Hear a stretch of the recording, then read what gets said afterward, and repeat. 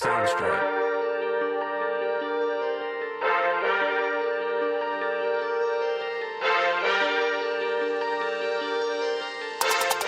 Welcome to South End Supporters, the St. Louis City SC podcast powered by Ready to Live Wellness and coming at you from the Warrior Logo Wear Studios. David Heck alongside Eric Cole and the Monday morning center back Dave Wyckoff, or as he's better known these days, the double MCB. Dave Wyckoff, one of the best in the business here for a reason. Gents, we're back together. The trio has returned after a week off. I feel like it's like every other week, mostly me, but one of us isn't a part of this thing, so it's nice to get all of us back together. I know we haven't had a lot of exciting soccer to discuss here over the weekend and Wednesday, but outside of that, genuinely curious, how are we tonight? We're good. Yeah. I mean, hopefully, I know on my end, hopefully between the two of you, I haven't really asked that everybody made it through all right with the tornado craziness that just continues to keep happening throughout the area. Like that one. I don't know if you guys were prepared or like knew about it as much. I thought it was just like we might get some rain, and then all of a sudden it turned into like, it might be a little bit of hail, and then all of a sudden it's tornadoes are touching down, and like you're seeing footage of like the zoo and all that type of stuff, like crazy. Man, Granite City got rocked. We didn't get anything in Mascoutah. My wife texts me. I'm on a call for work at like 2:00. She's like, "Hey, we need to go get Cameron from school. We got to get him early." And I'm like, "For what?" Like it was still kind of sunny outside. She's like, "'Cause it's about to get nasty." And 15 minutes later, it was like the sky was dark and just eerie. But it never really got bad here. We never really had it. So it seemed like everything was further west, further north than us anyway. We have had some issues. We've had a tornado land this year already, hit the football field at the middle school and tore up a goalpost, like did some damage to the school a little bit. It wasn't that big, but it sounded like I've heard reports that an EF3 came through Granite City, and it sounds like parts of St. Louis too. I know there were some fatalities there in the city, which is awful, obviously. But it's been a crazy spring, man. It's like every week we've got some sort of tornado sirens going off. It seems like really since like late February, early March, every week. Yeah, it was pretty gnarly. I think that storm you were talking about, shout out to our Granite City folks. I hope everybody's okay. And the ones that we still know back there, I hope nobody got too much damage like they did in St.Louis. And then it carried on into Edwardsville, and I think it lifted up around SIE, which I'm kind of glad because I was hanging out at Oakbrook and in the afternoon, tipping a couple back after a couple holes of golf, not really knowing what was going on, just completely oblivious to the world. So yeah, that's what's crazy is that my daughter Scarlett played softball this weekend in Troy, and our first game was Friday night at 7:30, and we played, and the fields were dry, like so much so that the people that were like doing the grounds crew work before the game to get the fields prepped, they had to water parts of the field to tamp the dirt down. And you think about what some of the area got. I mean, that's pretty crazy to think. So it must have dissipated before it got to Troy, I guess, because it didn't seem like it did much there. I'm in Collinsville, yeah. I was going to get Delaney from school, and as I was walking up, Kristen was texting me in Granite because she was at work, and she's like, "What's going on?" And I'm like you. I'm like, there's still pockets of sun. I don't know what you're talking about. And as I'm walking up, because we usually have to get there super early, so I'm sitting in the car, and then like as I'm walking up to go about the time, tornado sirens going off, and then I hear her school saying, do not let anybody leave the school and that type of stuff. And I was like, great. And we were there for about 5 minutes, and they gave you the option if you wanted to take your kid home. And we ran home, and we got about 5 minutes of some rain, but that was about it in Collinsville. And then you hear about everything. It's so weird to me how like just a town over, 10 something minutes, a couple streets over, it could destroyed. Be like that.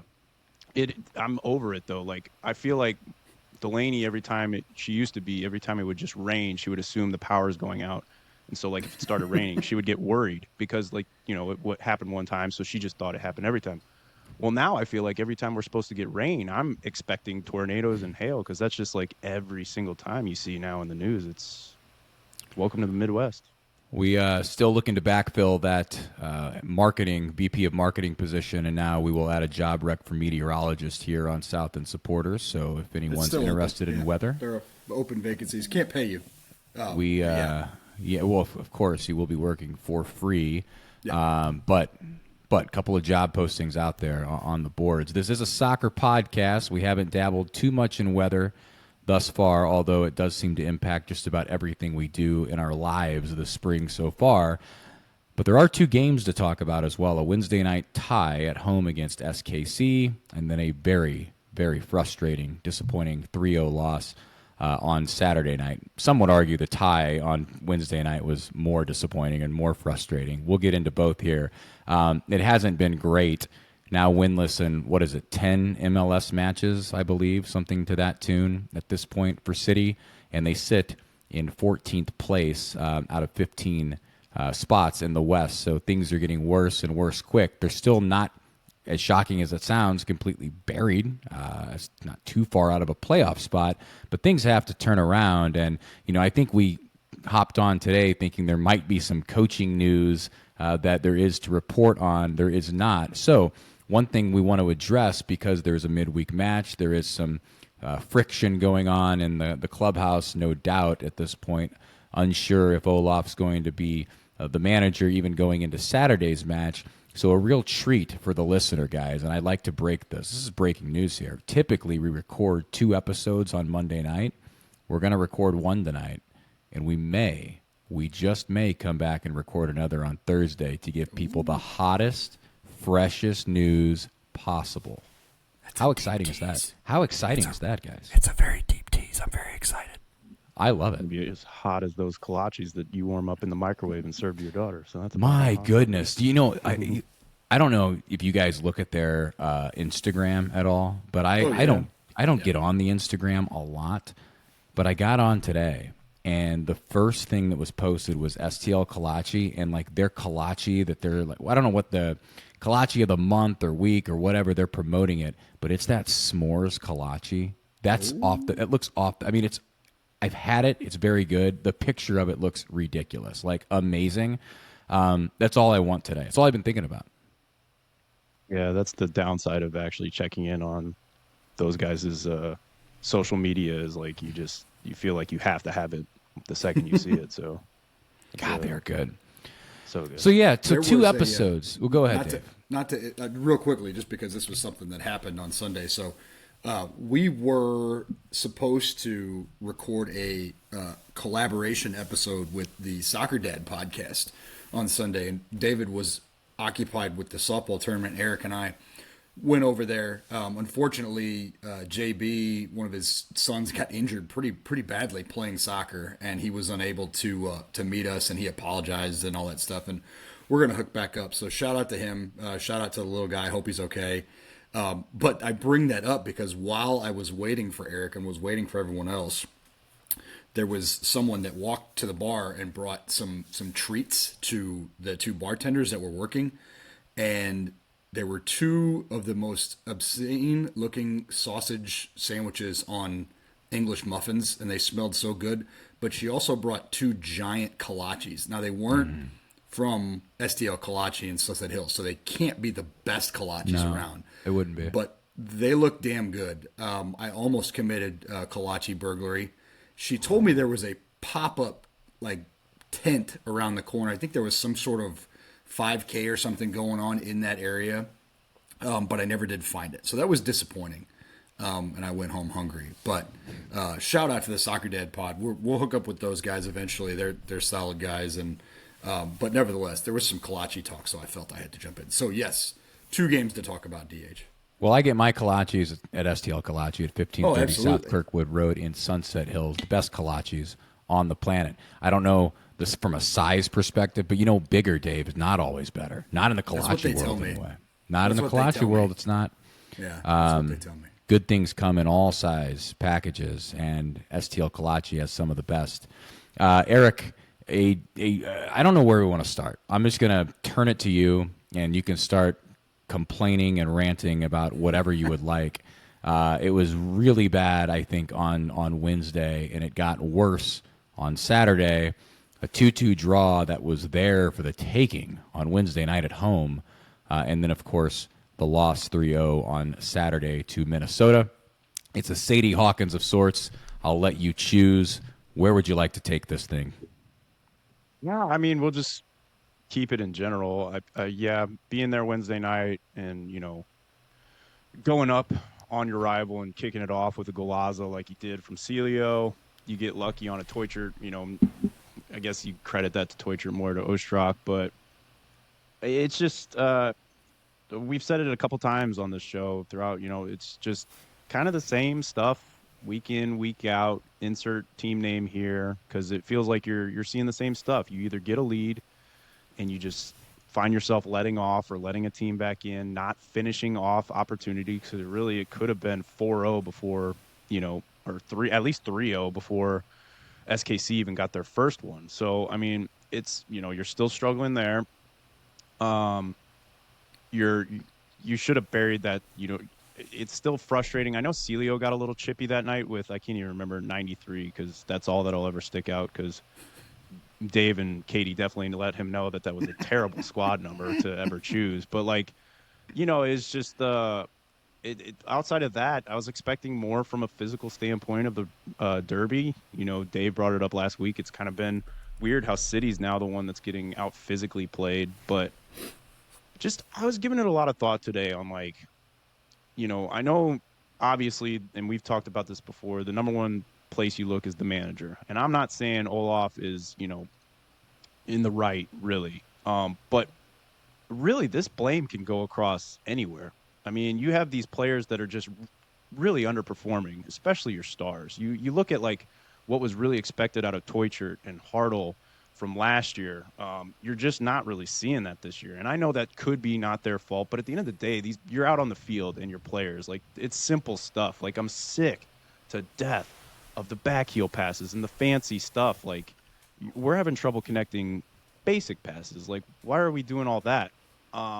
Olaf, I know he's had to deal with a lot of injuries, and he probably hasn't gotten his true starting 11 out there. But at the same time, you got to know that that's going to come along, and you got to have the wherewithal to adjust to that and still have your team be somewhat successful.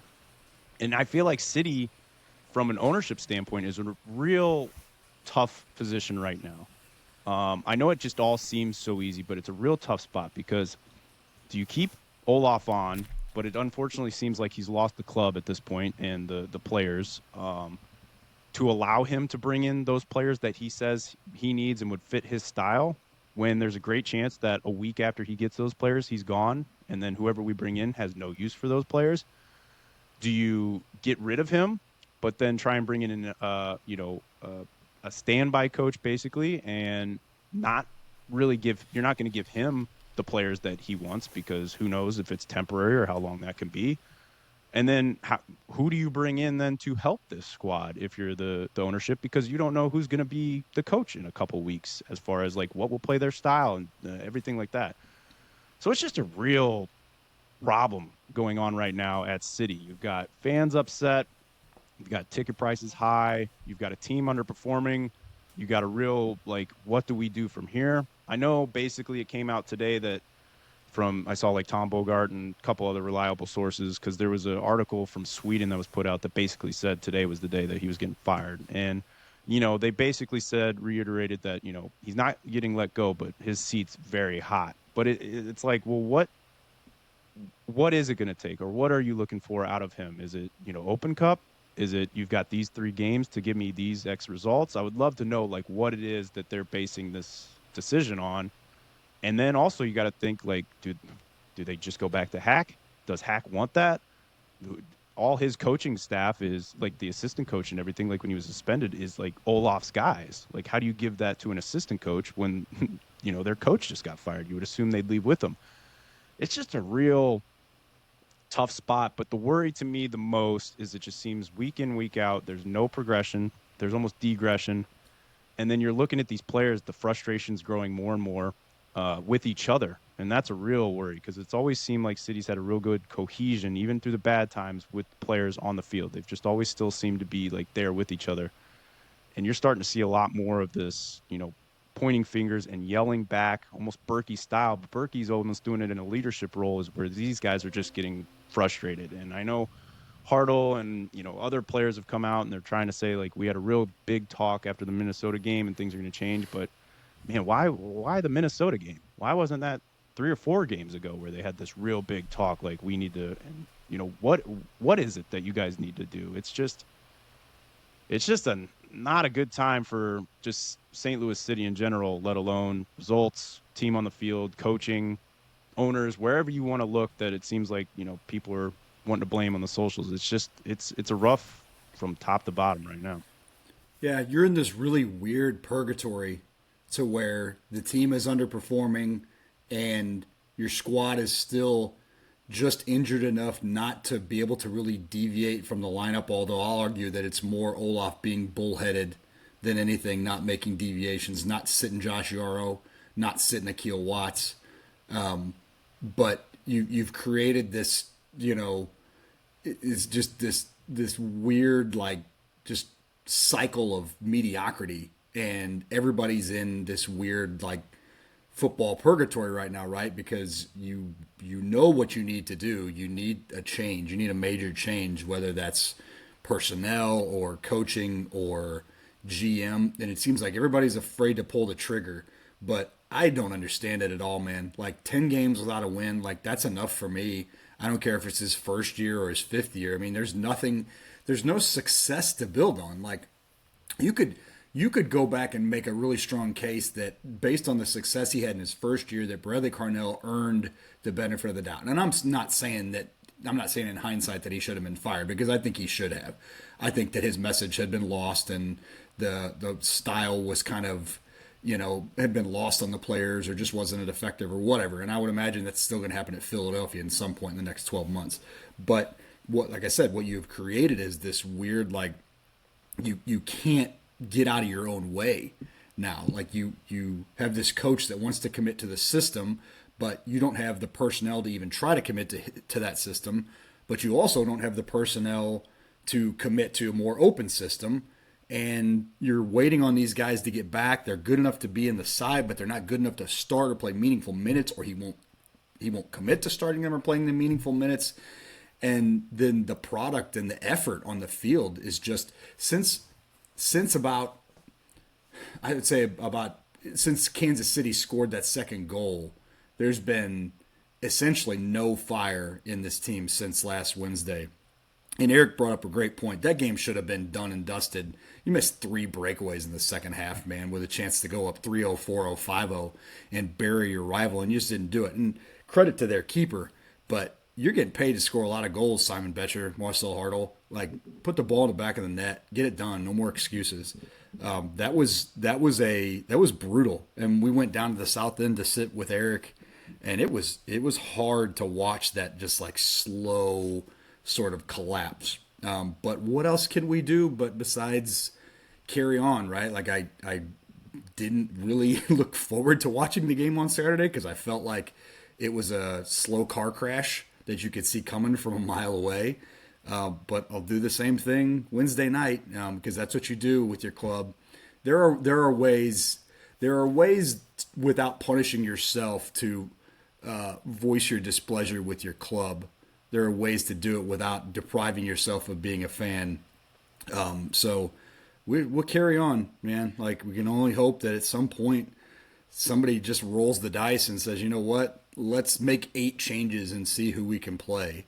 But it is a very, very depressing time. It's very the last 2 or 3 years of St. Louis Cardinals. Weird, like, mediocrity purgatory. That's what it reminds me of. Yeah. I would like to think that this podcast is a healthy outlet for individuals to come to voice their displeasure in the club. Yes.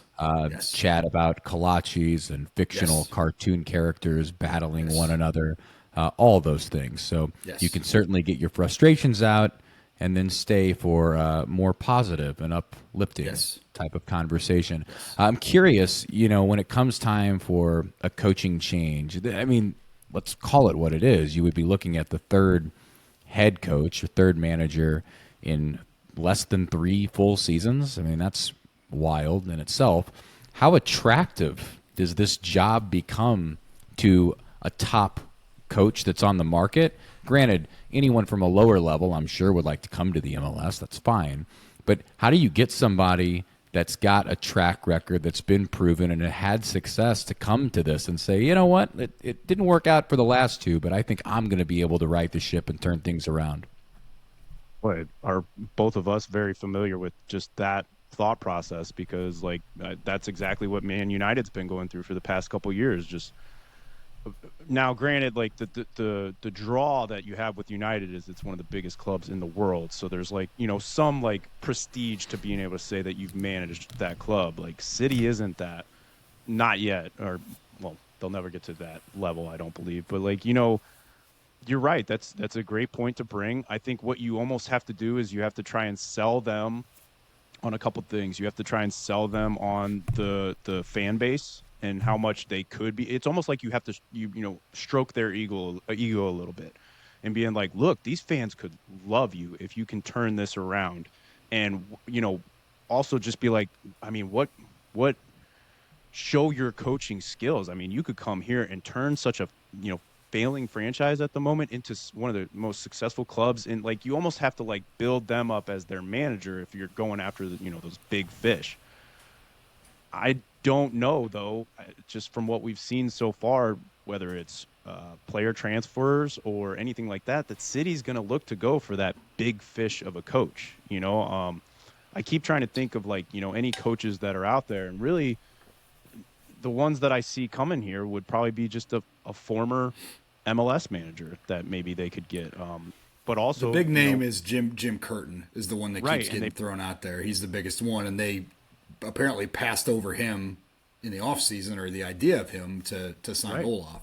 So because he got fired right after from Philly, like right before the announcement of Olaf, and it's just my worry is they're almost trying to get too cute with it, almost like, look where we pulled this guy out of nowhere and nobody knows about him in this type. Like at some point you just got to go, let's try just the tried and true, and just, you know, that knows maybe the league or knows the pressure, anything like that. But yeah, that's a great point, David. Like it's there's a lot of things that you have to consider when it does come to, you know, getting a manager, getting players. Like we've kind of touched on this a little bit. Like you got to, you know, who's to say that the Lutz hasn't gone after those big names that everybody always clamors about, and they either want too much money that just doesn't make sense to the club, you know, in a realistic, or they said no. Like they're never going to come out and be like, yeah, we asked him, he said no. That same thing goes with managers. I mean, to go out and just, you got to try and find a free agent as far as a manager. Typically, who knows what they want or what sort of commitments they want, because that's the other thing you got to think. Managers come in with demands too. If you're getting those higher up managers, they're going to come in and be like, yeah, okay, well, come the next transfer window, I want to guarantee that I'm getting these 3 players in this position, you know. So if City's like, sorry, we won't be able to do that, you know, they'll go to somebody who. That's why I think you're better off just finding a good soccer man. Like it doesn't have to be a big name necessarily. Like look at Hack. Hack proved that you can be competitive and not necessarily be this big high profile name.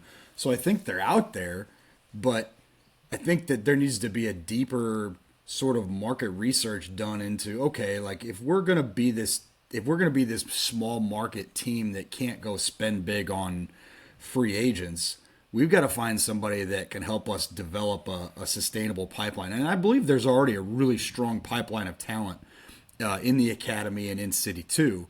But you have to have a head coach that embraces that idea, and that also, I hate to say it, you're going to have somebody that plays an exciting brand for a while, because this fan base is already very restless with parking the bus and not having results. How many times have we said it? You can't be boring and bad. If you're going to be boring, you have to at least win. So that's why it worked for the first 4 or 5 games, but it's brutal, man.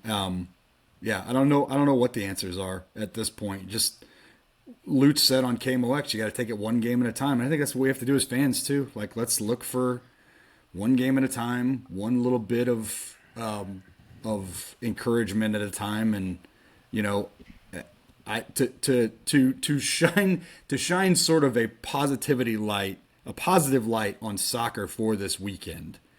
There were 3 awesome things that happened in England that I think everybody needs to know about, and even the casuals who are just City people, I think they need to know about.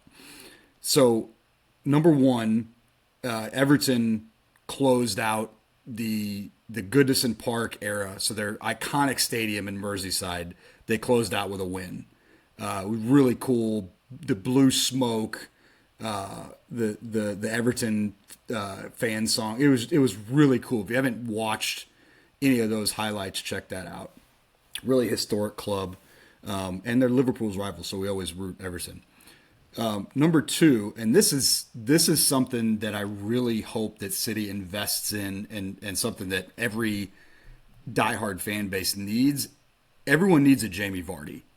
Like, if you're not familiar with Jamie Vardy's body of work or his story, go look up Jamie Vardy. They will make a movie about this dude someday. Like, there's no way. From working in the warehouses to lifting the Premier League trophy, like playing in the 7th division to being the best goal scorer in the Premier League and winning the most important trophy in England. He scored a goal in his last game with Leicester City, so couldn't have written a better script. Yeah, he was on 199 going in. Yeah, 200th goal. It's just unbelievable. It's cinematic. And then the most important thing, and I retweeted this because this is the. I hope it doesn't take 120 years for City fans to feel what those Crystal Palace fans felt on Saturday. But Crystal Palace is a 120-year-old English club that is a Premier League side. They're a mid-table Premier League side, have had moderate success. They beat Manchester City in the FA Cup final to raise their first trophy in 120 years. And this is like generational agony of losing in finals and of missing out on Europe and of just pain as a fan, right? Like always never even being the bridesmaid, much less the bride. And I just think there's this aspect of fandom that like, it's just like this beautiful agony that you watch of not winning for decades and decades and decades. And it builds up to this moment like this. And then they win on the biggest stage in England. And there's this release of emotion, and people who aren't even Palace fans are weeping at this game. Broadcasters are weeping.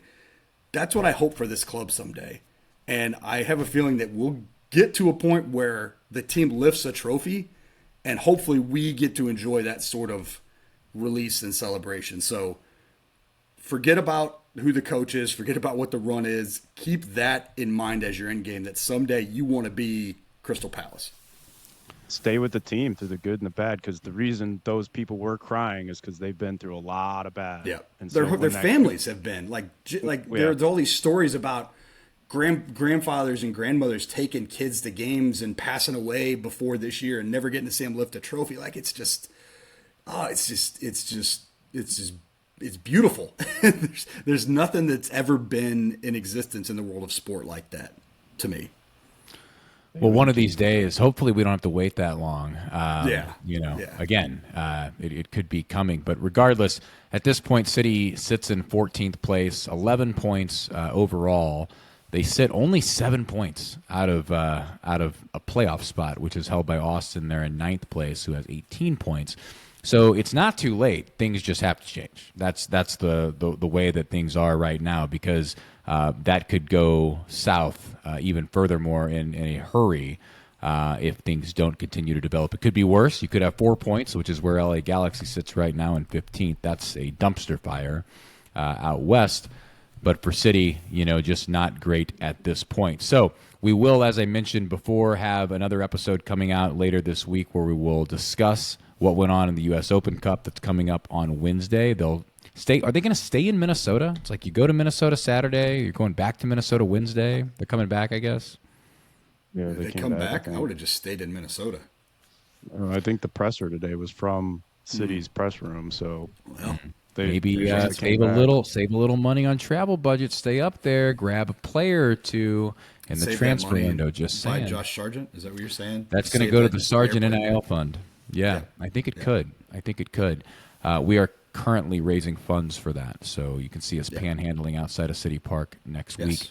They will play Colorado on Saturday, and we will have some sort of a preview episode, an STL Kalachi preview going on Thursday with, I have been told, I don't know for sure, but I've been told there might be more submissions on Thursday as well, because the real treat is, and what I noticed last week is that I know Gorski and some of these other guys out there had sort of pretended like there was a result, like we were going to read the submissions on Thursday. We threw them all for a curveball, only did one episode. I wasn't even a part of it, and then read the submissions on Monday. So this week we're actually going to do this twice, it sounds like. We'll do some submissions here coming up after some news and notes. But before we do that, Eric, tell people about the best gym in St. Louis.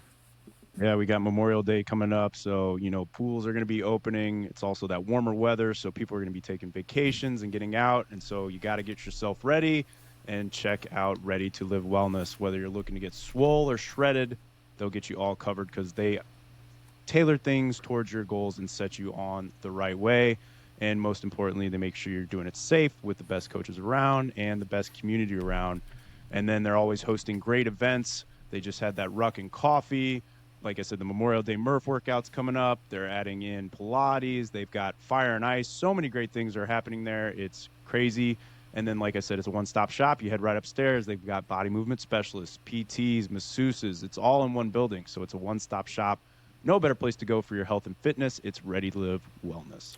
That is our title sponsor, Ready to Live Wellness at 1530 South Kings Highway Boulevard. If you are looking to get swole like Eric Cole, you got to check out Ready to Live Wellness. Dave, there is one spot that we go to for all of our South End supporter apparel, and you should too. That's Warrior Logo Wear in Mascoutah, Illinois. That's right, 12 East Main Street. They're there to meet all your individual and team sportswear needs. They are the official drip provider of DH's Friday Night Men's League softball team. The DH Drip, we've been calling it. The kids are calling it. That's what they call it. That's what they call it, yeah. That's what they call it. So T-shirts, hats, hoodies, team sports uniforms, promo swag, all that good stuff. Go check out Chris and the team at 12 East Main Street. If you're interested in putting together a custom web store online, they can help you handle everything from setup to shipping. They can even help you design your own logo if you're not artistically inclined to come up with one on your own.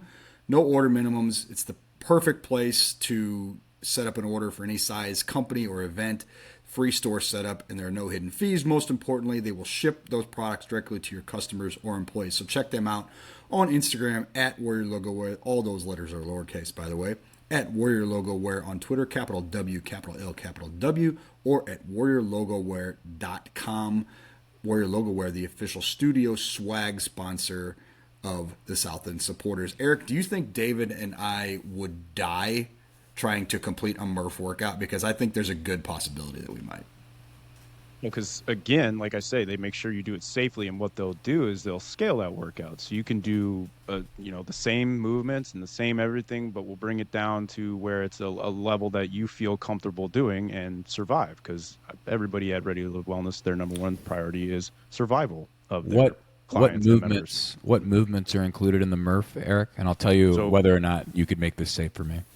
Okay, so the actual Murph workout is you run a mile. Now, if you want to do it RX or I'm out. Not doing it. Well, as prescribed, the mile is done. You wear a vest, a 20-pound vest. You run a mile, and then you complete 100 pull-ups, 200 push-ups, and 300 air squats, and then you finish out with another mile. Now, to do it safe, what we would have somebody do is you would run a 400-meter run. So, like, one lap around a track is a 400-meter run. Yeah, sure. And then you would come in and maybe half the reps, and you would not do them in order. So we would have you do, like, 5 pull-ups or ring rows, or we would adjust the movements to your abilities. We would do push-ups, knee-down push-ups, box push-ups, to your ability, and then air squats, chair squats, whatever it could be, and then another short run. So they'll tailor the workouts to everybody. That's why it's so great to go there, is no matter what your skill level or anything is, you go in there and they'll make sure it's adjustable What's the substitution for the pull-up? Probably ring rows. What is a ring row? I so like gymnastic rings that hang down and you lay back and just okay. I have very, very limited CrossFit experience. Obviously, I've never done the Murph. But God, I could definitely not do 100 pull-ups. I think the ring ropes would be. Ugh, I may be at like. How long do I have to do this? Well, you finish, baby. Until I die. It could be like an all-day thing. Yeah. How many calories? How many calories are you burning doing a Murph, Eric? That's a good question. I don't know. I've never worn a my iWatch that I used to have broke before I could ever keep track of that. There But were I would so many imagine calories that it broke the iWatch. Yeah. the great thing is right after at Ready to Live Wellness, they always have a barbecue, so you replenish those calories. And you know what? This year I might just bring. Maybe I should keep track of, because I've seen this online before. I should keep track of how many calories I burn, and then right after the workout, replenish those per kolache. So I'll see how many each kolache has different. It wouldn't take long. That's the problem with the kolaches. You get 2 or 3 in, and you're easily at about 1,000 or more calories. That's the problem. Do people drink beer after the Murph workout? We do encourage to make sure you're hydrated first before you. Yeah, I've always been fascinated by this because when I do any kind of physical activity, the last thing I want to do is drink. Absolutely not. Nope. I just don't want to. Not. And I would go to the marathon, the Go St. Louis Marathon. I wouldn't participate, but I've been there a couple of times, and people are just drinking like beers after they get done with running 26 miles. Like, I don't know how they do it. I don't know how you guys do it. I got a question for you then. Okay. So you were out right away when I said the mile. Yeah, not running a mile. Do you think I could beat you in a mile if I had to do a beer mile? What is the beer mile? And you did after every 400 meters, you have to chug a beer. So that'd be 4 beers. Yes, you could, because I'm going to walk it. You think so? No way. So if you think you can do a beer mile in sub 15 minutes, then you could beat me because I'm walking the mile. My days of running are done. The last time I ran, I injured myself. I'm not doing it anymore.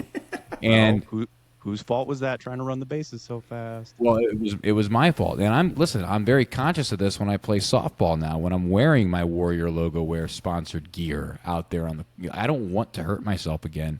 And I've been known to get a little lazy. And there are people on my team that get frustrated with me. Because I don't always run out the ground balls, okay? Now, I did almost ground into a double play a couple of weeks ago, and I had to leg it out a little bit at the end to avoid it. But I don't like doing that either, because then you got a shortstop throwing the ball as hard as he can. You're running down the bases with no helmet. The whole thing bothers me. I don't love it. I don't love it. I walk not as much as I should, but I do walk a lot.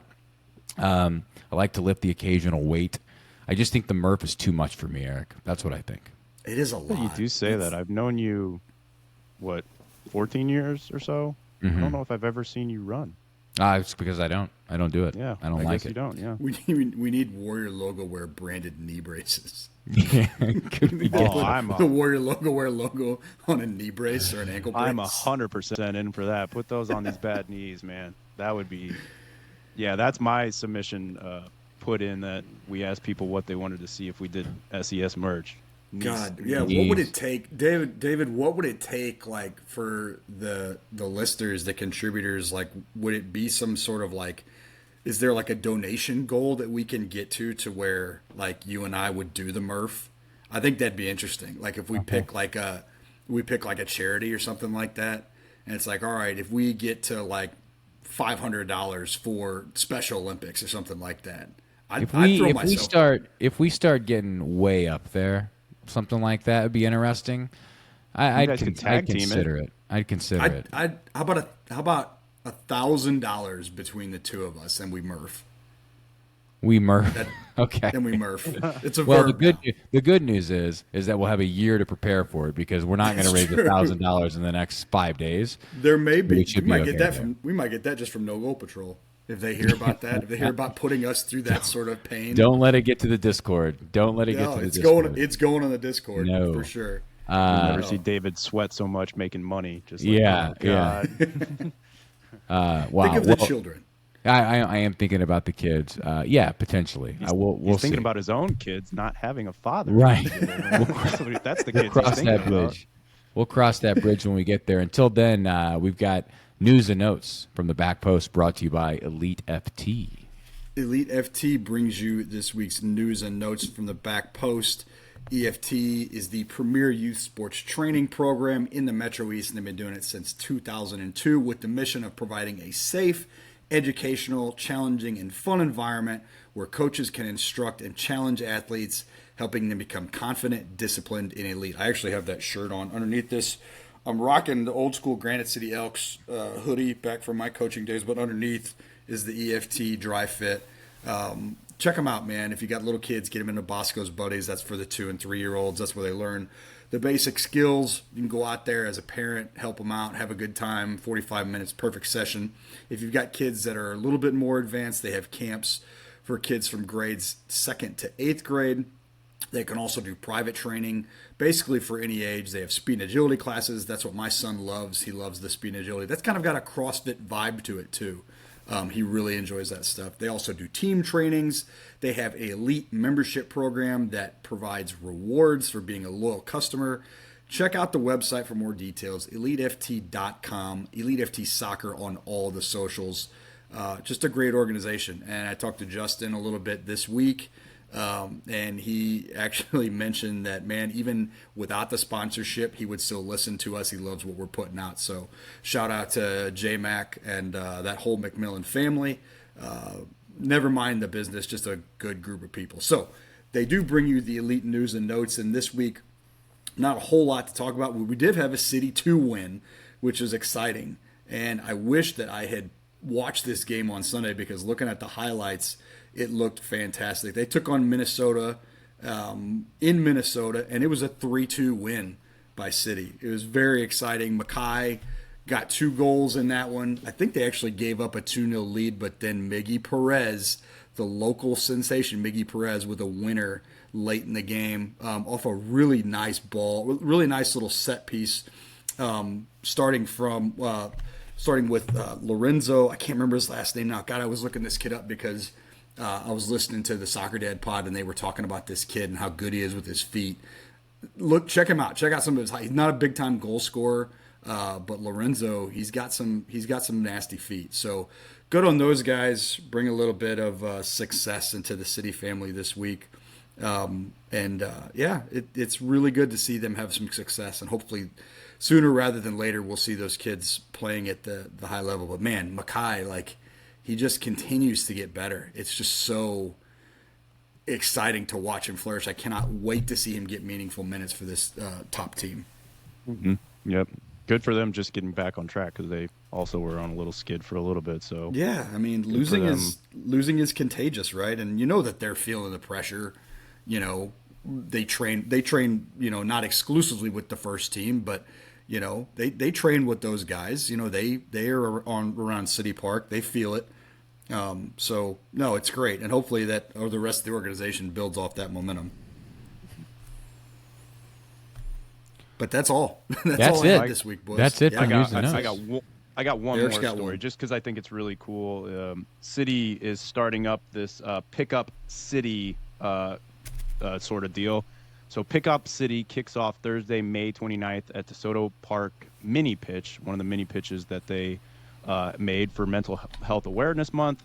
You could tackle mental health program and community of Pickup City, a series of pickup soccer social events setting out to combat loneliness and isolation by bringing St. Louisans together and connecting over the beautiful game. So Pickup City will kick off Thursday, May 29th at DeSoto Park mini pitch and continue throughout the summer at different locations and everything like that. Basically, City's just inviting people out for a pickup game at their little things. It's a super cool deal. You do have to be 18 years of older. It's free to attend. Those intend on playing must register and fill out the waivers and all that type of stuff. And they will be asking you to RSVP just so they have a general idea of numbers. But it just sounds cool. I don't know. I know a lot of people were joking online that this is just City's way of putting out tryouts for the team, just without actually saying it's tryouts. But it's like Invincible, the movie with Mark Wahlberg. No kidding. So hey, Go out there, have some fun. It'll be cool Hey, to see Sperry, people here's your connecting. chance to be the goal scorer that we need. You've been talking about it for You've years. been talking about it, buddy. So yeah. So yeah, that's all I had. I just thought it was a cool thing that they are trying to. It does feel like city's trying to bump up other things lately outside of the field just to keep people somewhat happy. It seems like they're coming You out a know, lot more I quickly. love a pickup soccer game. I really do. Let's You know, play one sometime, Dave. Let's get one absolutely. together. I've got a weekly one. I've got a weekly one on Wednesday nights that I absolutely love, and I think the thing, and I missed a lot playing with the guys that I grew up playing with, and not a lot of them play anymore. I would say maybe 3 or 4 of the guys that I like graduated or played club with my whole life play anymore, which is really kind of sad. But I love playing with new people and trying to figure out new patterns and new styles of play with people. And Eric and I play on Thursdays, and that was fun getting to know those guys and getting to know their styles and their trends and stuff like that. And soccer and basketball are really, I mean, I guess you could play like pick up hockey games or pick up football games, but I don't know. I just think the two of those sports kind of lend themselves to a fun sort of pickup style more than anything. So that's cool. I hope people don't take it too seriously, which inevitably they will, because you're right. there's a lot of competitive spirit that flows in official things like that. I'm sure somebody will be out there thinking they're going to get noticed. So let's Oh just yeah, calm it you're down. gonna have some people. You're gonna Let's have just some have a- people out there. The No Goal Patrol team has been helping put together like SG pickup games. They've done a couple of them, and I've been really wanting to get out to those. I think those are a little bit more laid back, so I think I'll stick to those. There you go. Yeah. There you go. Well, news and notes from the back post brought to you by Elite FT. Check them out, 101 The Game Drive in Glen Carbon, Illinois, inside the Sports Academy. We moved from that to a special edition, a Monday edition, or Tuesday episode edition, I should say, of Felix's Pizza Pub South End Submissions. Always go to 6401 Clayton Avenue in Dogtown for Felix's Pizza Pub, the best pizza and wings you are going to find anywhere in the area. The largest slices, award-winning wings, that jalapeno ranch drizzle we talk about all the time. I think Eric's got it on tap over there. I just see him kind of tilting his head every now and then, letting it just run down the guzzle.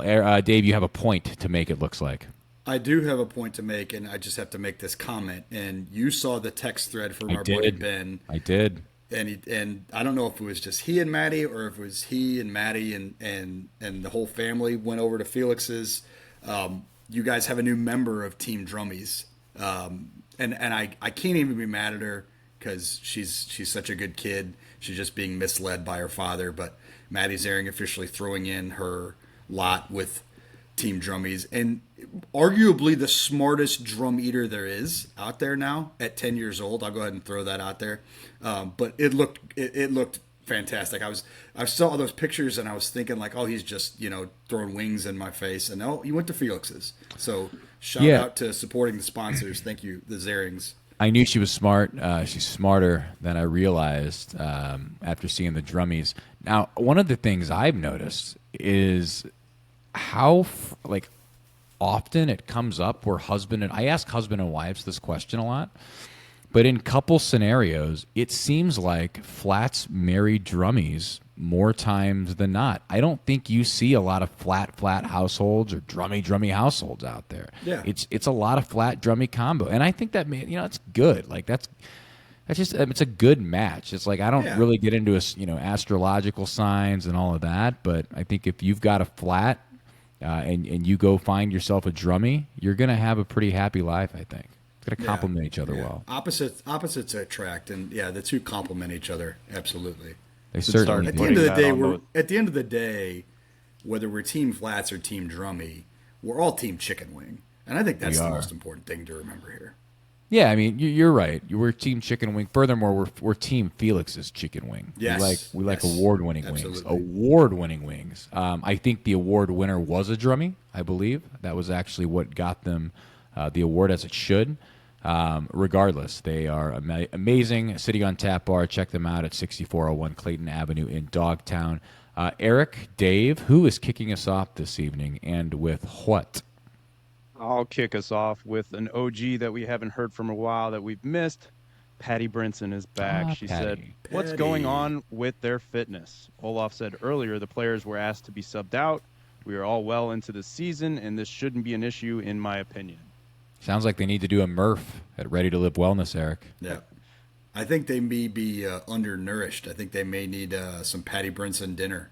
Maybe that's what it is. Need some carbs, need some energy. That's risky. We don't know if it's going to be overcooked or not. I would say you got to ask for it on a Wednesday or Friday, maybe when she's not listening to it, so she can make sure everything goes right and all that. Yeah.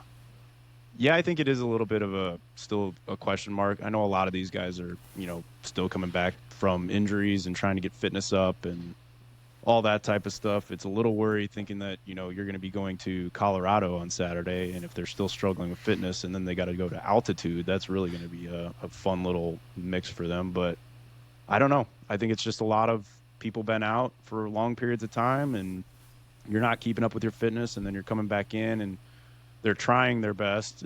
They should be trying their best to ease people back into fitness to avoid, training ground injuries, which we still can't seem to do. But yeah, that's just my guess as far as it just being you're dealing with so many different people in fitness. And the other thing too is you're asking a lot of players to play different roles this year. And I think whether you realize it or not, different roles on the field require different levels of fitness as well. If you're a box-to-box midfielder, you're going to need a lot more, fitness going your way than you're going to need as far as a, stand up top, hold the ball up striker, I would say. So maybe that's a great point. That's a great point. I was thinking about Ostrak Wednesday when he went down with what we thought was a hamstring injury, and it turned out to be a cramp because then he came right back around on Saturday and played. He's a high intensity player, man. He really is. Like it makes sense to me that he doesn't go 90, or if he does go a lot of 90, he gets hurt because he is intense. He is always all out.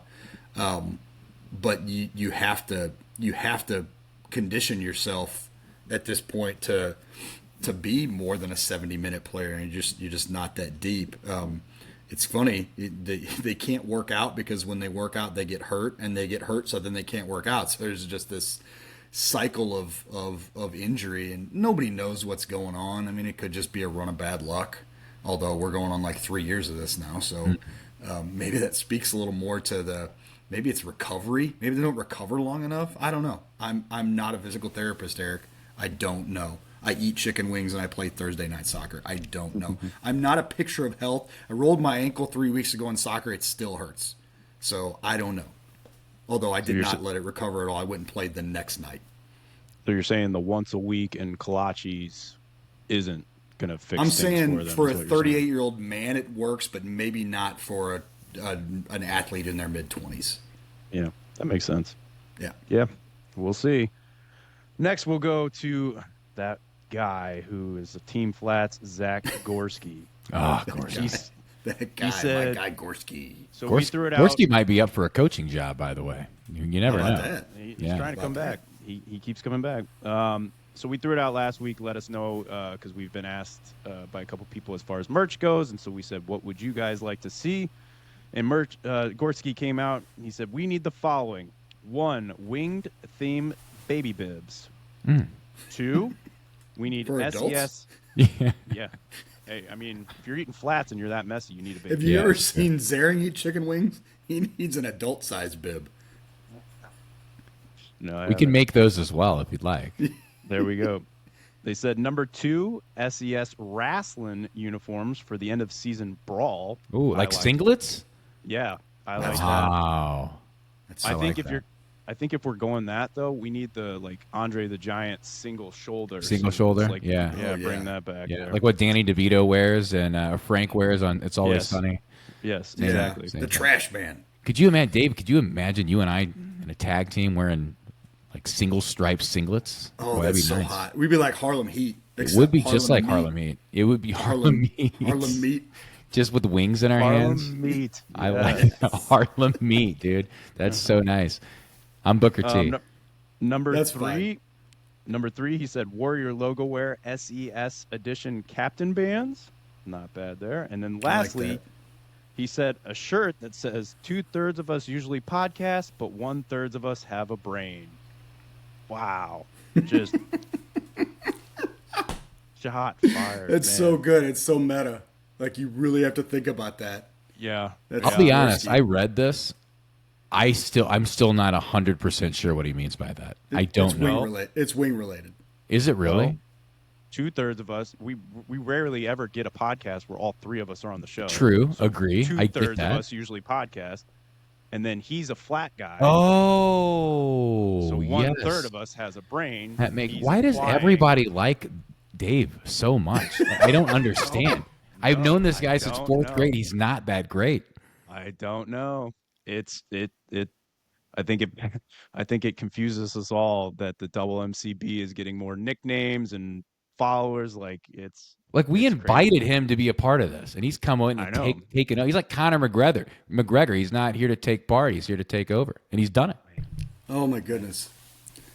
Oh, that was so My good, wife did David. chime in off of this and said the baby bibs would be so cute. They would be cute. It would be Imagine great. Little babies wearing little wing bibs, but I want to see Dave in a singlet with a bib. Yes, a built-in bib. Let's go adult bibs, and then we'll skip that shirt because DH. Who's got the best wrestling gear of all time? Like of all time? Like your favorite get up / gear. Yeah, I'm saying Macho Man. I thought Macho Man had the Macho Man's good. Macho Man had the ultimate persona to match, put together the hat, the glasses, the tassels. All of that's good. I mean, in that, I like Ultimate Warrior with the tassels, but honestly, my favorite top to bottom is Bret Hart. Bret Hart comes out with the leather jacket, the big glasses. He give them away to a kid, and that pink and black. It was a singlet, but it had pants with it. I like a pant, Dave. I don't really understand why the wrestlers like to wrestle in essentially, boxer boy shorts. Yeah, let's call it whatever they are. I think Bret Hart's, the black and pink was nice with the leather jacket. Yeah, that was the best look to me. Best there is, the best there was, the best there ever will be. The excellence of execution. Yeah, he was awesome.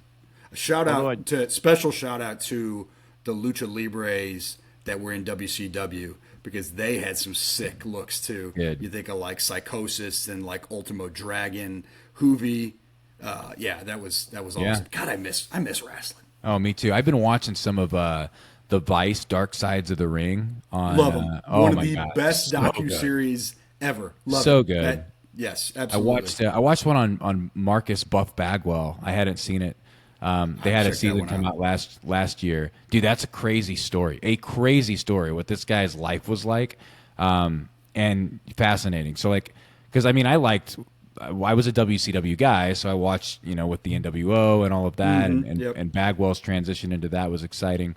Good character, played the part. The fascinating thing about wrestling for me, I love the inside baseball stuff that goes along with it. And so often you see these guys get so wrapped up in their persona, they kind of become that individual a little bit, which is scary, and all the drugs and lifestyle that go along with it. It is certainly a recipe for disaster if you don't get control of it. He fortunately did, but man, he was in a bad spot for a really long time, and like so many others, before him and after him as well. So, check that one out. But if you haven't watched that docuseries, man, and you're interested even remotely in wrestling, Dark Side of the Ring, even if you're just a fan of investigative journalism type of things, just watch. And as tragic as it is, I know where you're going. There's two of them. Benoit one for sure. The Owen Hart is great. incredible. Yeah. Just watch that one. If you feel like testing your limits, watch the one on Benoit. It's a two-parter that was on Chris Benoit. Investigative journalism, behind the scenes docuseries. It does not get any better. Agreed. Very good. Yeah, I enjoyed that one too. We'll go to our man Eric O'Donnell. He kind of chimed in and said, "We want T-shirts." Sounds like we'll have to definitely get with Warrior Logo Wear as far as coming up with a good T-shirt design. Because as you've said before, we are not artistically inclined, and they will help us out with that. So there we go. Our man Fetlord Colton Cook came in with one. He said, "Who is the best movie villain?" Oh, this one came up. So let's. This is a good one. You want to save it for the Reddit? Or excuse me, the Discord. So this one came into Discord also.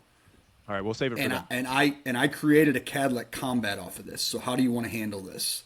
Do you want? So how about you we want to save do it for this? Discord, because there's a whole Discord where people chimed in with best villains also.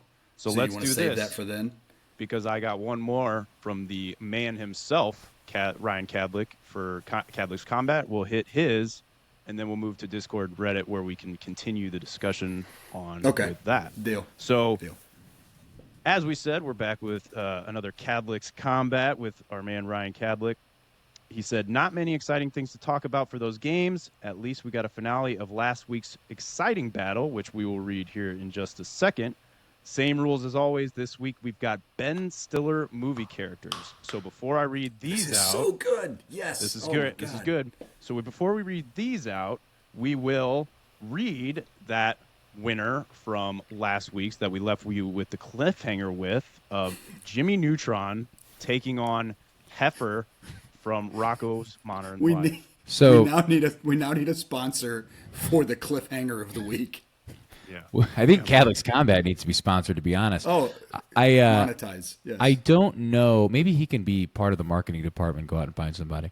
I don't know. I haven't asked for clarification on what the stipulations are in these matches. It's important, I think, moving forward that we understand that because, like, is this a wrestling match? Is this in a cage? Is this a street fight? Right? Yeah, lots of different ways that this could go down. And what I've understood ChatGPT is having a hard time with is, depending on the scenario, changes the direction that they would go with their result. So we'll get into that. Let's cover just some pros and cons on both Jimmy Neutron and Heifer Wolf from Rocco's Modern Life. That's right. His parents were wolves. That was weird. I forgot about that. Yeah, Heifer Wolf. Yeah. Jimmy Neutron, fast, clever, above average agility for a kid. He's probably had a couple of gadgets stuffed in his backpack out of habit, like shiny shrink ray or bubblegum force field. He can outmaneuver and outthink most opponents. Cons, he is a literal child with noodle arms. That's not going to play well. If his gadgets fail or get smashed, he's vulnerable and has a track record of tech blowing up in his face. Heifer Wolf, a.k.a. the steer who fears nothing. Built like a dump truck made of rubber and cheese puffs. Cartoon tier durability, can fall off cliffs, get squashed flat, bounce back. Fights like a drunken wrecking ball, unpredictable, wild, and impossible to hurt. Cons, he is dumb as a bag of bricks. He's easily distracted, especially by food or shiny objects. No real strategy, just pure instinct and inertia. Now, in a street fight scenario, Jimmy would throw a gadget. It sort of works, maybe slows Heifer down. Heifer face plants into a taco stand, eats everything, and gets a second wind. Jimmy tries to run, but Heifer's chaotic momentum takes over. He might fall on Jimmy. He might burp nuclear gas. Either way, Jimmy's science won't save him in time. Heifer picks up a trash can lid, thinks it's a Frisbee. That Frisbee takes out Jimmy in one hit. The winner is Heifer Wolf. This is not a chess match. It is a no-holds-barred cartoon street brawl. Heifer's insane durability, brute strength, and cartoon chaos would overwhelm Jimmy before his brain could save him. Unless Jimmy's got Goddard with him, we might need to revisit this. Heifer Wolf. There you go. Heifer Wolf, ladies and gentlemen. All right. I want to know also, do people like leaving on a cliffhanger and then we put in the Discord what people think should win? The and predictions? The following episode, we read off the actual winner. Like, do we do it that way to where we decide who's in the final and then we I'm curious to know what everybody would like to see. I would like to see skipping ahead maybe a little bit and maybe going with the final. I don't know. It seems like a lot of time if we're doing multiple tournaments. That's all I'm saying. I'm a time manager. That's all I'm saying. We should probably do one per episode, and then in the Discord they can discuss whether they agree with us or not. That's a good idea. They agree whether, and then we can see what their thoughts on our choosing correctly, because we always do. So, at the 1 seed, we've got Tug Speedman from Tropic Thunder. Again, these are Ben Stiller movie characters. I already have a problem with the seating, clearly. Remember, ChatGPT makes the seating, so it's not in his thing. Number 2, we've got White Goodman from Dodgeball. 3, we've got Gaylord Greg Fokker from Meet the Fockers. 4 is Derek Zoolander. 5, Larry Daly from Night at the Museum. 6, we've got Tony Perkins from Heavyweights. 7, Chaz Tenenbaum from Royal Tenenbaums. And then 8, Mugatu from Zoolander. So we're throwing in He's Mugatu to round it out. I know, he's throwing in a character to not round it out. Will Ferrell. I know, right? I don't know. This is not great. No. So I'm unfamiliar with one of them. So yeah, I've never seen Heavyweights. You've never seen Heavyweights? What? It's okay. Let's not act like that's that big of a deal. No, that's a big deal. That's a big deal, Dave. You just lost a lot of those double MCB fans. Yeah, let's calm down. Okay, not everyone's seen Heavyweights. I can't wait. Everybody's our age. Oh.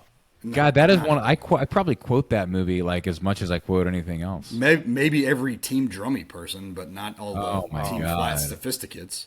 Oh, please check it out. I'll even ignore that slander you just threw my way. Just go check that movie out. That's your homework for the rest of the week. So we got Tug Speedman from Tropic Thunder taking on Mugatu. I mean, listen, this is a no-brainer. No, it's not. These are all Ben Stiller. Mugatu is not Ben Stiller. He loses by default. It's not my fault. The bracket is faulty. Mugatu is the better character. Mugatu,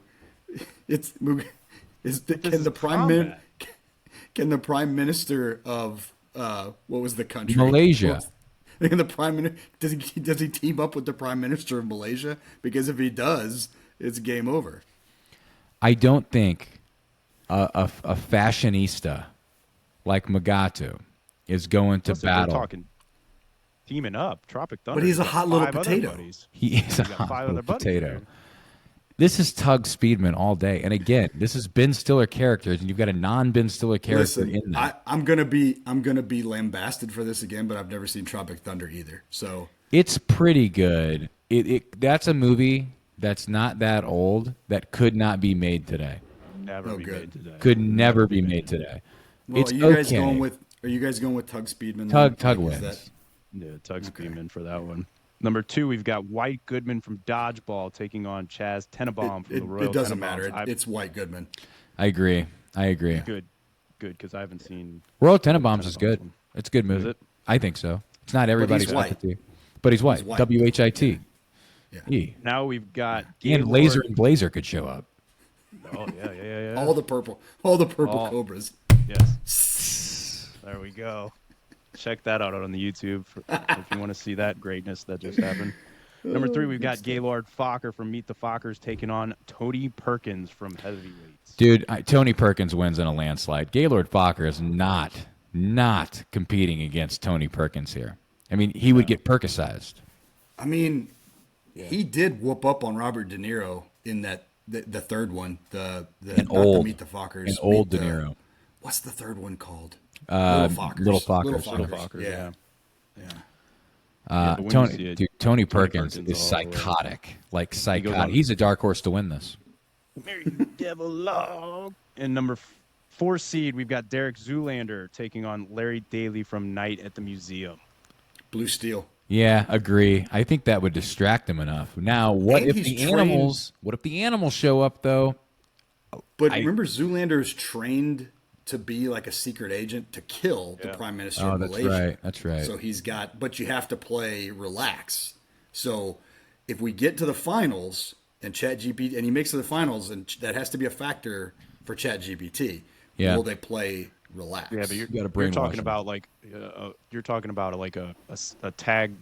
What are they called? The mic man for like the talent or whatever. Like the manager or the valet. Dude, Hanson's bringing that boombox out without a doubt. And once Zoolander starts falling, Hanson's hitting the... Yeah, but dude, the museum guy's got like a lot of creatures that can come to life. So if that fight takes place in the museum, I'm taking the museum guy. It's location dependent. Yeah, it is, definitely. But I'll go... Site, Zoolander. Neutral site, I'll go Zoolander. Blue Steel's going to be a lot to overcome. Yeah. So... Magnum. At the 1 seed, Tug Speedman is going to be taking on our 6 seed of Tony Perkins from Heavyweights. I'm going to say Tug Speedman just because I've never seen the movie and I'm tired of being harassed about You've it. never seen either movie. Either of them, but I'm still going to take. I was more harassed about Heavyweights than I was about Tropic Thunder. So, Yeah, because I think Heavyweights is a better movie than Tropic Thunder. I really think it's not just a nostalgic thing for me. I really do think it's a better movie. I would take Tony Perkins here. So that's what I would. He's he's he's psychotic. I mean, Tug Speedman's not a real soldier. He's an actor. No, he's an actor. He's an actor. Let's make that clear. And Perkins' whole thing is, he's psychotic, but he's also in shape. Yes. His whole point was exactly. he's a fitness instructor. Exactly. So taking on Tony Perkins in the final is going to be White Goodman from Dodgeball and Derek Zoolander. White. I'm going White. So we could go. So we got two psychotic in shape dudes just going at each other of White Goodman and Tony Perkins. Like, that's a great matchup there. They We're gonna both find out of here. their minds.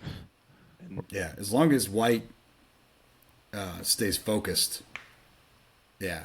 This is a matchup of egomaniacal fitness freaks. Yeah, the White Goodman character is, I think, loosely based on Tony Perkins a little bit. There's some similarities there. I could see that. Yeah, there's some similarities for sure. So let's take a look here. We got a street fight scenario, and it kind of breaks it down from an opening exchange all the way to the final blow. But I think it's important to get to know the characters a bit. White Goodman, of course, owner of Globo Gym, narcissistic, vain, obsessed with domination, especially over average Joes. He's clearly jacked. He's agile and explosive, surprisingly strategic. He nearly won the championship with the brute force and sneak attack, if you remember correctly.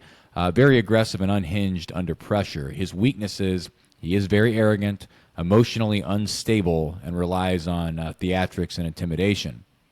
Tony Perkins, a totalitarian fitness instructor, who, of course, legendarily took over Camp Hope. You would know that if you saw the film.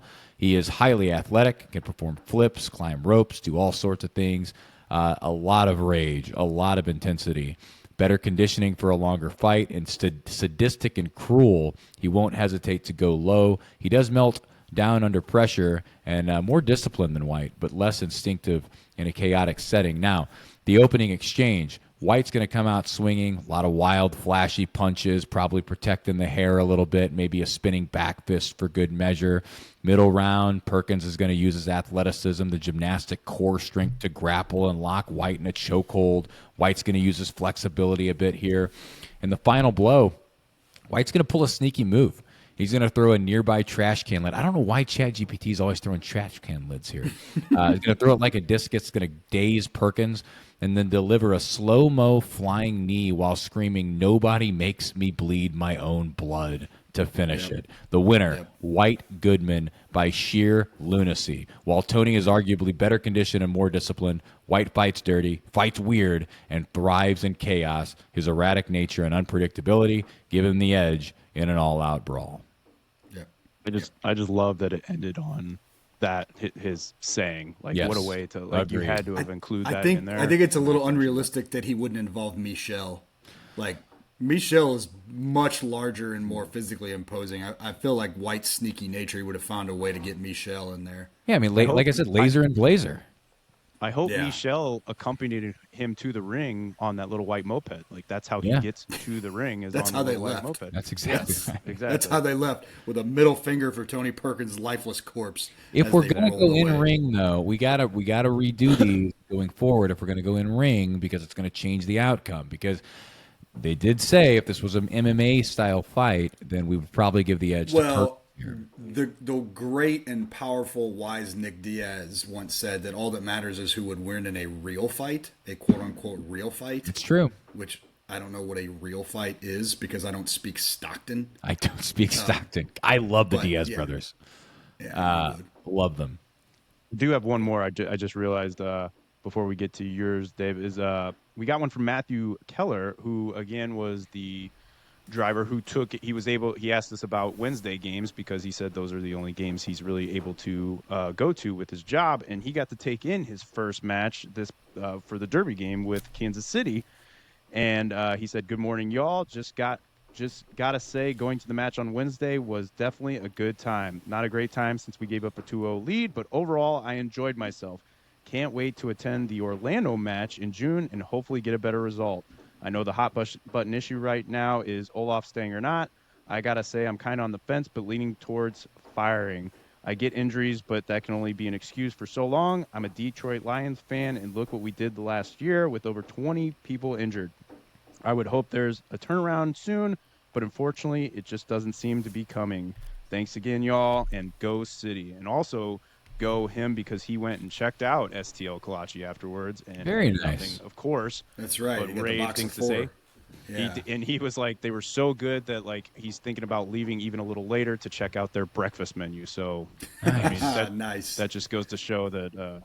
This is legit, man. This is more. Again. This is one of those things where even if they weren't a sponsor, before they were a sponsor, we were huge fans of STL Kalachi. Yeah, it really just kind of lucked into it. So, yeah, we're not blowing smoke here. We're not blowing smoke with any of the sponsors. No. Check them all out. And if you are a local business owner and you happen to listen to this podcast and you would be interested in sponsoring Catholics Combat, get in touch with our marketing department or the weekly Catholic Combat cliffhanger. Yeah, of course. Yeah, marketing department, get on that. So, Shout out, Matt. Reddit and but Discord shed it time? over to you. Yep, let's go. All right. I'm going to give Discord a little bit of buffer so we can get back into the villains and the second round of Catholics Combat. Kind of a light day on Reddit. I don't know how to take that, but there wasn't any really major prompt. I was kind of so let down by the game Saturday. I really didn't have anything creative left in me to try to prompt, but Reddit showed up anyway. John Delvec said, I don't know if anyone caught Lutz's interview after the game, but it sounds like Olaf's tenure is not long for this world. We kind of talked about that earlier, so thank you, John. Oversized hat, oversized _ hat. I love the Reddit news. Yes, Lutz need to take a deep, hard look at his recruitment strategy, as that's as much a problem as the coach. No more second Bundesliga castoffs, no more flyers from the Scandi leagues. The proven spots for MLS recruiting are South America and mid-level European top flights. Look at LAFC and Columbus for examples. Spend real money on a striker, like at least $7.5 million money, and don't delude the fans anymore. I bet you good money that there are a lot of people fed up with paying London Premier League club prices for a team that had struggled to beat Port Vale right now. I like it.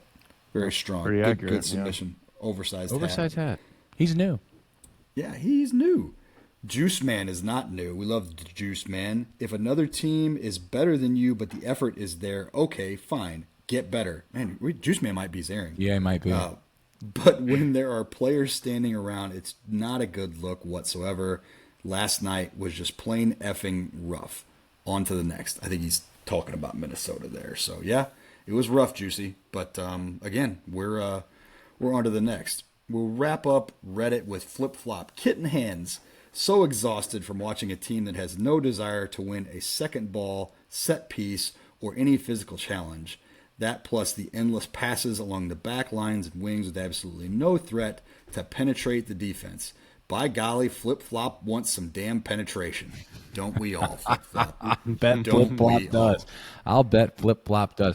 Flip-Flop's going to be a guest on South End Supporters After Dark. After Dark. Yeah, for sure. For sure. All right. Over to Discord, the only quote unquote only like traditional South End submission through the Discord was from KVK. He is looking for our most memorable movie experiences because No Goal Patrol had their watch party at a local theater this week, and it looked like they had a really good turnout. They put the game up on the big screen. It's a bummer the game was such a piece of crap, but that looked really cool. I hope they do that again. I would love to participate in that at some point. I know my kids and my wife would too. So favorite movie theater memories: KVK's the original Jurassic Park for his 6th birthday. Good God, he must have been a traumatized child. Or The Return of the King, where he saw it 3 times on opening day. Wow. Those are KVK's favorite movie theater memories. David, Joel? Yeah, I think you might have been here for this, Dave, if I remember correctly. I hope so. My favorite movie theater experience is God, you had to have been with me on this. Yeah, we went to see Grindhouse. That's it. Planet Terror and Death Proof. In like 2007, 2008, if you're not familiar with Grindhouse, the way that it was billed, I think Tarantino did one of these and Robert Rodriguez maybe did the other. Yep. Robert Rodriguez did Planet Terror. Yeah, and Death Proof was Tarantino's, right? It was billed as like a double feature. So you go to it and it felt like you were watching this on like crappy film from like a drive-in. And it had like intermission in between the two films and like the cheesy commercials at the beginning of it. They were doing like fake movie trailers, which I think Machete was one, which became a movie. It was. It just so good the way that was done. Yep. That's the only time. I mean, yeah, obviously there's a lot of great movies I've seen in theaters that have been good, but that one stands out. And it's been what, almost 18 years at this point since that. Yeah, we saw that. That was incredible for me. It was incredible. It was something that none of us had ever gotten to experience that our parents did. Our parents all had always gone to drive-in double features. And it was just a bonus that it was, you and I are big Tarantino fans. And I wouldn't say that Grindhouse is one of his top 5 movies, but it was a good movie. And Planet Terror was just like an old school, like, gross out sci-fi that was really entertaining movie. And it's a really good, I think Josh Brolin was in that one. Yeah. Yeah, Machete turning into an actual movie was awesome, and just it was like 6 hours at a movie theater, with your friends. It was fun, man. It was fun, and like I said, the previews and the intermission, like all that stuff that played a role in it it made it special. Very cool. I would love for them to do that again. I'm sure they have done this in drive-ins. You've got Skyview in Belleville. Yeah. But if they ever did that at a drive-in, we got to go. Like that would be a blast. Oh, absolutely. I would do it in a heartbeat. Yeah. Give me a blank check to go do that again. Man, it's hard to top that. It really is. Man, I saw I think I mentioned this when Eric and I were talking about Lord of the Rings. I saw the Battle of the Five Armies in a super high quality audio, high frame rate theater when that came out. That was pretty awesome. And that was with a bunch of people too. That was exciting. I don't know. It's hard to top Grindhouse. Eric, how about you? For me, it's probably between two, and as nerdy as it is, they're both Lord of the Rings movies, but The Return of the King, just because the hype and everything leading up to it. And then I went with like my family, who I had gotten into just from me watching it. So that was just such a cool experience. And like, there was just a bunch of us there that went to go see it.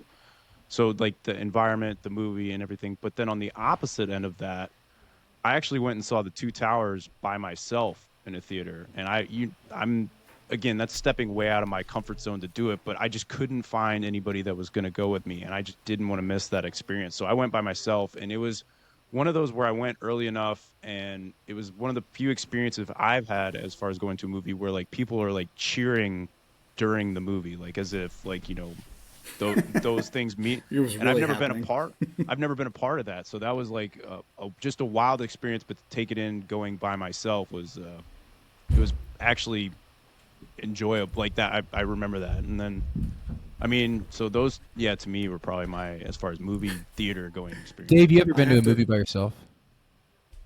Oh, I don't think so. I have not, but I think I would. I think I would. Like, you can't, you're not talking to the person anyway. Yeah. I think now it's a lot more, I would do it easily now because you have a lot more space as far as the recliner theater or the recliner chairs. And God, I might start doing that regularly. Ahead of time. You can pick your seat ahead of time. Back then, it was like I walked in and hoped I could find like a single spot because it was a sold out movie. You like, join the like Stubbs Club just for yourself and go to the movie without the kids. Like have $100 date night by yourself. Yeah, I might start. I'm part of the whatever that club is. I signed up for it. It didn't cost anything. I think is what it's called. It's not that though. It's like Movie Magic or something. I don't know. It's the one in O'Fallon. Illinois, right? Which I'm not even sure who owns any of them. To me, they're all Warenberg still, but they're not. I still look at that as a Warenberg. I think it's Marcus. Marcus, I think it is. Which may be what I don't know. It used to be AMC in Edwardsville, but I think that's Marcus now too. Is it not, or is it still AMC? Oh, really? I don't know. Been there in a while. I don't know what I'm talking about. A while ago, I think it was still AMC. Okay, maybe it is. It doesn't matter. I've got some kind of movie card. I know that, and I can go see matinees at a discount. Maybe that's what I'm going to start doing with my free time. You had a fun little day by yourself. Yeah, it'd be nice.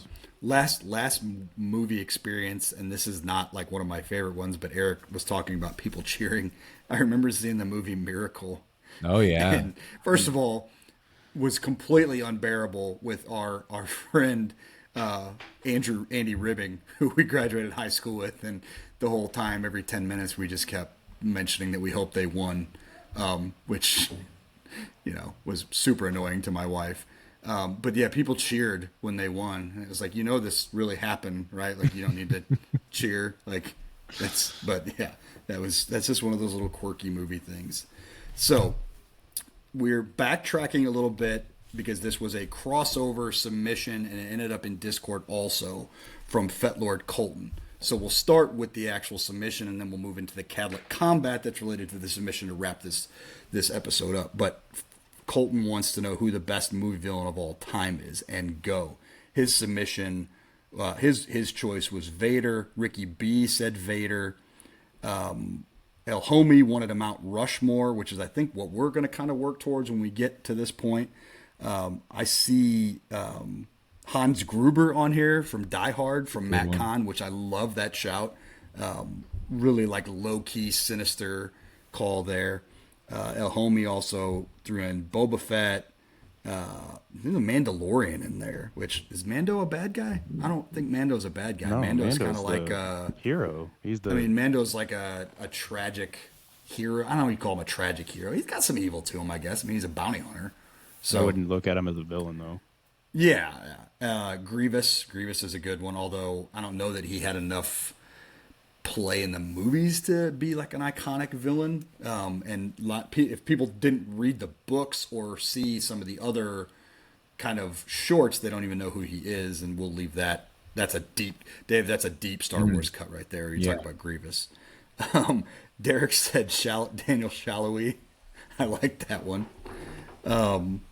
Let's see. KVK went with Vader, Heath Ledger's Joker, Hans Gruber, and the Xenomorphs from the Alien franchise. That's his Mount Rushmore. Ash Bash went from this the Disney cut. Frollo from Hunchback of Notre Dame. That's a good shout. Do you remember that movie? I do, movie? But I've got a better Disney villain than that. Okay, well I'll get through these and we'll get there. Let's see. Ash Bash wants to know if we're defining by most iconic or most evil. Most iconic, Darth Vader, hands down. So many disturbing options. Let's see here. My answer for this, by the way, hasn't been mentioned yet. Okay, well, maybe we'll get there. So that's another Vader, another Dark Knight Joker, the Predator, but the Predator from the movie Prey, the most recent movie of that franchise. Did any of you guys see that? It's a really good movie. Mm-hmm. It's a really cool movie. I like the way that it was set. I love the way that it was shot. I don't know that Predator is any more evil than any of the other ones, but let's see. Ed Gein, who was a real serial killer, but not a great guy. They made 3 movies about him. Yeah, we could go John Wayne Gacy. They made a movie about him too. Yeah, you've got Eric submitted Anton Chigurh, which that is a great call. No Country for Old Men. We've got a Voldemort in here. Frank Costello from The Departed. Hans Landa from Inglourious Bastards. Frank Costello's a good one too. That is a despicable human. Hannibal Lecter, which, man, that's an interesting one to call Hannibal Lecter a villain. Okay, that's my answer. Is it really? Okay, yeah. Let's come back to that and talk about him after I run through the rest of these, okay? So, Sid, the next door neighbor from Toy Story, that's a really, really good dark horse there. And again, that was from not my Disney villain of choice. Okay, we'll get there. That was from I think I know yours. CBPs, and then Kayla threw in. Do you remember Ms. Trunchbull? Oh, from Matilda, right? Yes. Yeah, it was and the gif is her hammer throw chucking one of the kids. So that's a really Classic. Good one. Okay, so yours is Hannibal Lecter. Yeah, I'm going to go Hannibal Lecter. I like to get into a discussion about whether or not Hannibal Lecter is actually a villain. Because definitely a villain. At the end of the day, he is the one who actually leads Clarice to being able to catch Buffalo Bill. Correct. Yes, that is correct. But there's a reason. I mean, he also tried to eat her. But is he He didn't try to eat her. Well, he tried to eat her. you're right. He ate the guard or whatever, right? So Yeah, but the guard was kind of an ass. I mean, he kind of had it coming. you can't. I don't know. I have a hard people. time calling him like the actual like villain in that franchise because he's like a catalyst for like solving crime. He does eat Ray Liotta's brain. I don't ever root for. First of all, Silence of the Lambs is like, to me, it's like, I don't know if it's a top 10 movie for me. It's on my list. I love that movie. Good. Really good movie. Yeah. And he is a bad guy, like a bad guy. So to me, it's like he's a villain in one of the best movies ever, and he's a bad villain. Now, yes, there's some endearing qualities there in a sense that he did help solve a crime, but he ate people, Dave. He ate people, and most of the time, people that eat people aren't good. Most of the time. That's a bold statement. Unless it's a survival thing, and it wasn't for him. He just enjoyed it. Hannibal Lecter, flat guy, drummy guy. As long as he's got a side of fava beans, I think it doesn't matter for him, you know? I think he's more intellectual, so he's probably a flat guy. Oh, gotcha. I don't think he's gnawing on thigh bones. Well, first, I don't know how much chicken the guy's eating. So I'm not sure it matters for him. Do either of us want him to be on our side at that point? Do you want Hannibal Lecter? You can have Team Flack. Fire? You and Gorski can have Hannibal Lecter. How about that? He's team liver. But he might be the guy that you want on your side. I don't know. Yeah, you don't want to make him angry. So, Eric, how about you?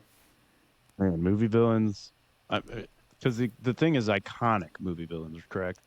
Mm-hmm. So I mean, there's a lot of iconic ones in there. Like you got Vader. I don't think anybody said Sauron, but like, I mean, that's the whole franchise of like one character that just was. But that Heath Ledger Dark Knight was, I mean, I don't think it'll be topped ever. Like, I know Joaquin Phoenix did like a good, Joker, but like, man, that one, like, won an Oscar. It just, everything it did, like the preparation and everything that you saw him go and it come out in that character was just wild. Like, nobody ever forgets like that character and the intense. I just think Joker in general, obviously Vader. I'm curious to know David's. I've been trying to sit here and think of what David's Disney villain is. Yeah, I feel like it's I maybe know that between two for me that are just like, as far as again iconic. I feel like Disney villain would be like either Scar from Lion King. Oh, That's the answer. It's Scar. Or the only other one I could think was like Jafar from Aladdin. Yeah, Jafar. Jafar's but a good shot. Jafar was. There was some comic relief with Jafar as well. Like he was kind of a ditz a little bit. He'd done a lot of dumb stuff. Like Scar was a despicable character. Really awful character. Like, to kill your brother just for, like Scar, he just wanted what, like, I think anybody wanted was to, rule a kingdom. Like, and he did the steps that he thought to do it. Whereas Jafar, I think where you get, I think where Sid gets a shout is just, it's straight sociopath behavior. Yeah, agreed. Like, he's just destroying to destroy. He's just killing toys to kill toys. But at the very least, like Jafar, go ahead. At the very least, Scar and Jafar and like Ursula from the Little, like most of the Disney villains have this ulterior motive to where there's something to gain. This kid doesn't have anything to gain. He's just blowing stuff up the whole time. It's true, but just like the other ones you mentioned, he did eventually cower down. Like, and yeah, Scar a little bit there towards the end, but he was going to the death. Like Scar was bad. And then, as soon as the toys turn to life, Sid gets freaked out. Jafar has the issues, and then, he's kind of weakens towards the end as well. Without the hyenas, Scar kind of folded too. Yeah, like, a little bit. He got stood up to. Like he never really actually like fought for anything. Like he took advantage of he set things in motion that gave him the advantage. I think he's definitely sinister. Oh yeah. Yeah. I got another one. These are all good. All good calls. Ivan Drago, I think, is a great villain as well. In what I would consider to be, and I'm on record saying this, by the way, the most overrated Rocky movie, by the way. I do like Rocky IV a lot, but I think people put it at like number one in the franchise too often, and I just don't think it's there. But I do think Drago's a really good villain. Yeah, again, I think I would have a strong argument not calling him a villain. I think he was a puppet of a communist regime. I think that if he had had the proper training and had been allowed to grow into his skill set, he destroys Rocky in 3 rounds. If he dies, Dave. He was a good rushed, guys don't say that. I mean, but that doesn't make him the villain. He is the villain of that movie. At the end, he like has he all turns. this respect for it. Rocky, and I just sure. I don't think he's the villain. Okay. He's the villain. You're perfectly welcome to have your own opinion. I'll tell you what, and I don't know if they included this, but for me, would it be a tougher decision or thinking about, or where I find myself getting more like, I hate this person, and I hear like actors actually get like, lumped into it, is TV show villains. Like TV show villains are the ones to me where it's they get more screen time and a little bit more time to where it's like, I despise that person. And then you hear about actors going out in public and people like still thinking that they are that character from a TV show. And it's like you think about because they see him more often. They're more part of like their or you think about like, there's more time to write. I feel like give them time to build just the despicableness of it. Like you think about those characters in Game of Thrones, like the like half. My God, Ramsey! You hated those people. Yeah, Ramsey. That's still. Joffrey, I still get or Cersei, like all of them. You're just like I still. It's so strange. Like I see that dude come on screen, and I'm just like, I just hate you so much. Like I get mad at the writers for putting me through that emotional roller coaster. I know the woman who played Skylar in Breaking Bad. Like people. And she wasn't even the villain either. No, she was. Walt's the villain. Walt's the villain. He is awful. Yeah. I mean, Skylar's very hateable, but she's definitely not the villain. But you think about TV characters, that's where people get like hate. I know it's not iconic, like, and I think that's more the point of the question. But like when you talk about, I don't know, man. There are some iconic TV villains. Hey, are either of you guys watching the show Mobland on Paramount Plus right now? I'm not. No, okay. I've heard about it. That you guys got to watch that show, Mobland, both of you. First of all, it's based in London or around London, so I think that and the O2 Arena is like in half the shots of this show, but it's about a British and an Irish mob battling each other, and they're about to go to war. And it's fun, dude. Mobland on Paramount Plus. Dave, Eric, both of you especially, right up your alleys. Give it a watch. It's fantastic. Check it out. Absolutely. God, we could do a whole 2-hour episode on TV movie villains. But I would that you just said that, I can imagine what Thursday's submissions will be sent our way. Now that you've thrown that out. So I would like to submit a second round of Cadlic's Combat based on the discussion we just had about movie villains. And I have selected 8 based on Discord and a little bit of my own opinion. I have seeded them based on nothing but my own opinion. So, not Gorski. Who? Cadlic. If you want to criticize, Cadlic, if you want to criticize my seating, you have earned it by all means. So, this is #real fight brought to you by Nick Diaz. So these 8 characters in a quote unquote real fight. Do with that what you will. My number 1 seed is Darth Vader. My number 2 seed is Hannibal Lecter. And I did these all before this, Dave. So you didn't have him as a villain a minute ago. Well, I'm also kind of thinking that Vader might not be a real villain either. Oh, but dude, I hope the Discord blows up on you for these comments. Like this is Vader ended the rebellion. Palpatine's the villain. But if we're talking about total being an icon, the more iconic bad guy is Darth Vader. But okay, 1 seed's Vader, 2 seeds Hannibal Lecter, number 3 Hans Landa. Easily could have been a 1 seed for me. Like, it's absolutely one of the most sinister characters ever written, TV, movies, whatever. Same thing for Anton Chigurh. Like, just brilliant. Like, you you knew that when that dude came on the screen, it was going to be bad even before you saw the movie. It's like that haircut, that look, it was going to be bad. 5 seed is Heath Ledger's Joker. 6 seed is Sauron. 7 is Agent Smith from the Matrix franchise. That's a good one. I had to toss that one in there. And then number 8, I don't think any of us are Harry Potter people, but Voldemort, from what I know about the series, he's a pretty gnarly villain. So I threw him in as the 8 seed.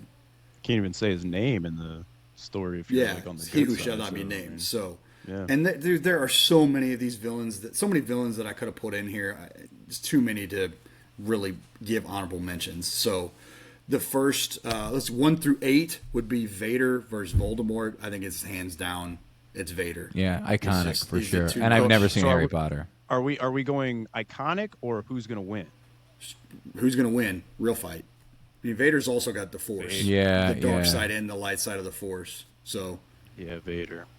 Yeah, I know how I've seen all the Harry Potters and all that type of stuff and but I just think that, I mean, if he can block what's coming out of the wand with the Force, you can't beat it. So I think David's guy gets upset here because this is an actual fight and not a human eating contest. But 2 versus 7, Hannibal Lecter versus Agent Smith. Yeah, Agent Smith can dodge everything. And there's they seem to be able to just multiply. So I would go Agent Smith. Agent Smith is also a computer program. Right. Makes it tough. Hannibal's a real person, and I don't think you can eat. I don't think you can eat a computer person. Hannibal's got to be in the Matrix to fight Agent Smith anyway.